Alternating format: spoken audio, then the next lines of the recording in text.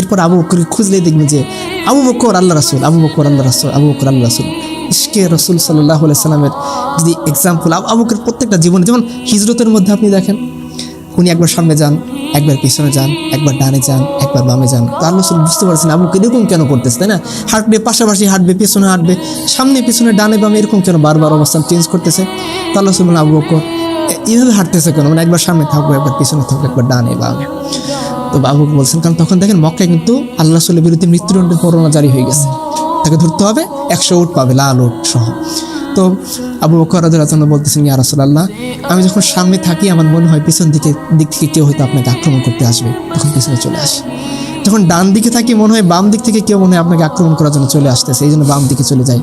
বলছে কি, তুমি কি নিয়ে চিন্তিত? বলছি, ইয়া রাসূলুল্লাহ, আমি থাকতে আপনার উপর আঘাত আসবে এই ব্যাপারটা নিয়ে আমি এত বেশি চিন্তিত, তার কারণে একবার সামনে, একবার ডানে, একবার পিছনে বামে করে, যাতে ছোট বড় যে কোনো আঘাত আসলে আমার উপরে আগে আসুক, আপনি নিরাপদ থাকেন।